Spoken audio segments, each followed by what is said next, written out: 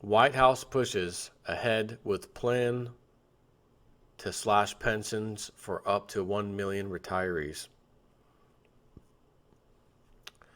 The Obama administration is pushing ahead with its plan to slash pension benefits for up to 1 million participants in underfunded multi-employer pension funds as part of its drive to make defined benefit pensions a thing of the past for all U.S. workers. The White House campaign, carried out in a conspiracy with the major trade unions and multinational corporations, takes place in the wake of 2013-2014 bankruptcy of Detroit, which set a precedent for slashing the legally protected pension benefits of retirees. Well, first and foremost, about $1 for every time I said this, pensions are not something new. The Roman Empire 2,000 years ago had them, and is a great contributor to the collapse of the Roman Empire. Unfunded liabilities, pensions. You work as a soldier for 20 years, bang, pension. Okay, so then they retire and you got to pay them. They become welfare recipients. But I put in my 20 years, I'm entitled to that. Okay, the first few of you, and then as time goes by, can't be paid. And they all build their life up, just like we do today in this country. I'm expecting this pension. I'll have this pension. Maybe I'm even receiving the pension. And I've got a certain lifestyle. I've got a car. Matter of fact, I've got a 2015 Touring Edition Chrysler Town and Country. By God. Can't wait to tell you about that at the end of this video, because that's exactly what this video ending has to do with. Got a house, got this, got that, got payments, kids. But I got that pension coming in, so I know it's going to be the same for the rest of my life practically. I can count on it. And then one day I wake up, or you wake up, pensioner. Listen, you don't get a call. Hey, listen. You probably find out on the news first. Your pension just got cut in half. It's my pension? Who's did that? Unfunded. Bad investments. You know, because we got to earn interest on your pension, and we invested in some bad things, as well as there wasn't enough money put into it for a while, and the government needed it for other purposes, and they felt like they would catch up later, but then a recession happened, and they couldn't catch up, and long story short, your pension's been cut. So all of a sudden, you didn't do anything wrong at all. Just got told, oh, that income you're getting just got cut in half. The pension side of it. You may have Social Security too, which is laughable to begin with. So your pension you were really counting on just got cut in half.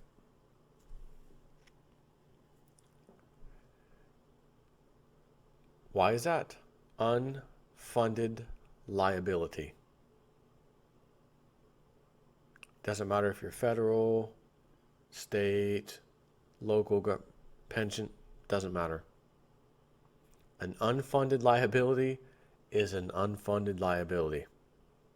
Just like the tens of trillions of dollars in unfunded liabilities we don't even count in this country when we talk about the debt and national debt, and they don't even count those unfunded liabilities. Those are in the tens of trillions of dollars, cannot and will not be paid out. So let me just say this, in case there's anybody out there that has any kind of retirement thing going for them, and the company that's dealing with it at that time, whoever that may be, maybe the system itself, comes to you, get a little note, little letter in the mail, and it says, you have two options. A, we're going to cut your pension right now, but we'll give you all the cash up front. B, we'll continue paying you for now, but there could be some rocky stuff in the near future. You may not get this good of a deal in the future. I'm going to tell you right now, if that was me, yellow, give me my 50% right away. Cha-ching. How much is gold and silver today? Cha-ching. Done. Kenneth Feinberg the Obama administration's appointee to oversee the pension cuts. Feinberg, is that a Jewish last name, by the way? Is that like Feinstein? Dianne Feinstein? Kenneth Feinberg, the Obama administration's appointee to oversee the pension cuts, held a hearing on behalf of the Treasury Department in Detroit Monday. This was several days ago, to hear objections to the plan to slash the pension benefits of some 270,000 retired truck drivers, package handlers, and other members of the Teamsters Central States Pension Fund. The hearing, which took place at Wayne State University, drew an overflow crowd at a 500-seat lecture hall with up to 1,000 people participating in total. With the exception of the World Socialist website, the media ignored the event, with no U.S. video crews present at all. Although retirees had initially been told that the cuts to their benefits would average less than 30%, nearly all of those who spoke at the hearing said they had been notified over the perfect timing Christmas holiday that they would lose between 50 and 80% of their pension benefits. During the 2-hour hearing, not a single one of some 24 pre-selected speakers spoke in favor of the plan to slash pensions. Naturally.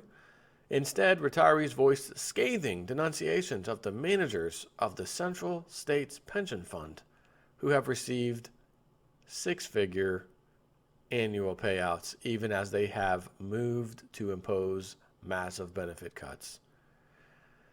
Many made pointed criticisms of the International Brotherhood of Teamsters Union that jointly administers the fund. Quote, "I suffered the loss of my first marriage, twisted ankles, and a damaged back. 21 dog bites, and all of that for the pension," said one retired UPS delivery driver. I wonder if he quoted Friday, the movie Friday, the father. He too was actually a dog catcher and came home one day. "Son, got bit in the ass by a dog today, son. My filthy ass stinging dog. 21 dog bites, a damaged back, twisted ankles, loss of his first marriage. All that for a pension. That's going to be cut between 50 and 80%. I got to go back to gold and silver. If he had been taken, what was this, 21 dog bites for how long of a time? Doesn't say how long of a time. How long have you been a UPS man, or I says UPS, USPS, United States Postal Service driver. But if he's retired, again, pension has to be at least 20 years, right? And I'm just going to say this. If he bought whatever he could afford at the time, and again, not struggling, just a little extra money every month, I'm going to buy some silver. Last 20 years. Because this is happening right now. So let's go back 20 years when his pension began. 2015, 2005, 1995. 20 years. Pardon me. Historic silver chart. And this same for gold. Doesn't matter. Kitco, historical silver charts. We're going to go back to, there's 95. 1995. I'm going to check each year. 96, 97, 98, 99, 2000, 2001, 2, 3, 4, 5, 6, 7, 8, 9, 10. Let's keep going. 11, 12, 13, 14. Not sure how long he's been retired, but let's go to 15, right? That's what we talked about. View charts. Man. What I would do to see prices of 1995 and for quite a while after that. $4.60 to $4.85 per ounce silver. 1995.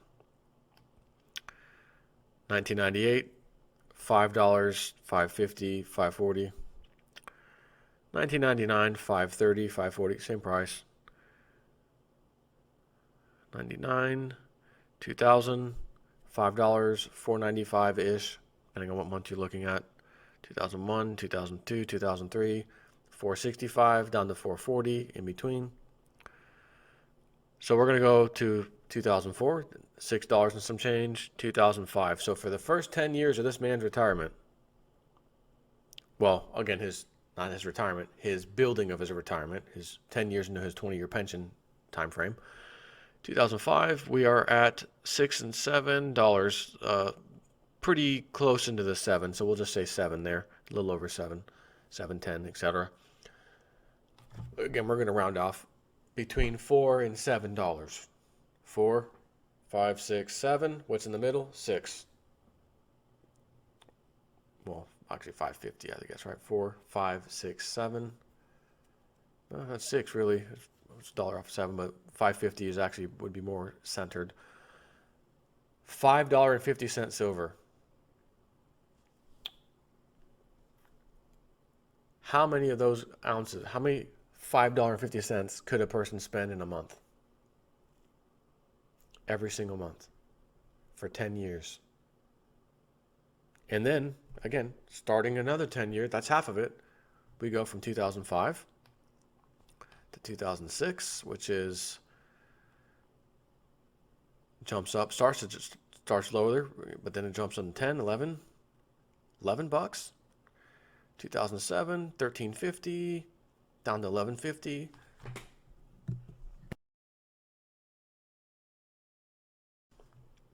Right, so I've seen some 2008, we're back at 18, or not back to, but up to 18, 19, 20.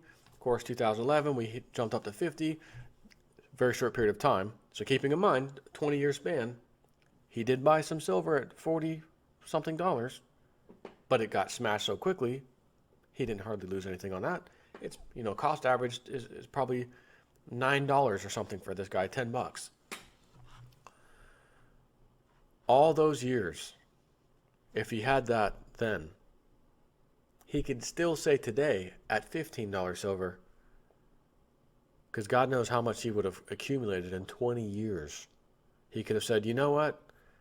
This 50, 60, 70, 80% drop in my pension hurts and it pisses me off, but thank God I got that silver or gold, because gold moved the same way. And I can now go and sell it even at 15 bucks. And holy crap, do I got some money in my hand. That's what he would be saying right now. But instead, he trusted in the system. And as always, the system screwed him. And now he's fighting his way to get a seat in the 500 seat room to speak his opinion. And how dare you do that to us? And the best part about this, or the worst part about this, is that this Mr. Feinberg has an interesting statement. This overwhelming opposition by pensioners doesn't even matter. Now, he's not exactly saying this, but this is the fact. According to Feinberg, when asked by the World Socialist website after the hearing what would happen if workers voted down the proposed pension cuts, Feinberg said he had the prerogative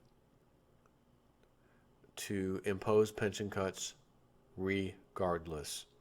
Quote, the law says that I must impose it over their objections, Feinberg said. So if I accept the plan and it's rejected by a vote, the law requires me in that situation to overrule the vote, end quote. And as that's happening to you pensioners, and this is one little area in America, and your place will be next, and the next one will be next, and someone else will be next. I want you to keep in mind the trillions, not billions, not millions, trillions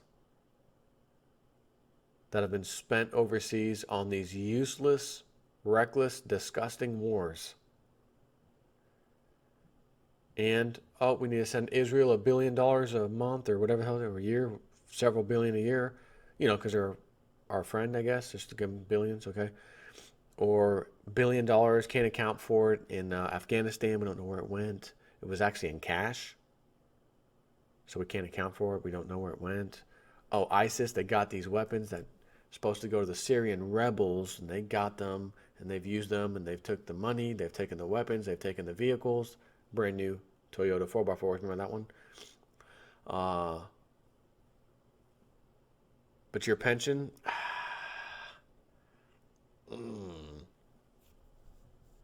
sorry about that. The law says I must cut it.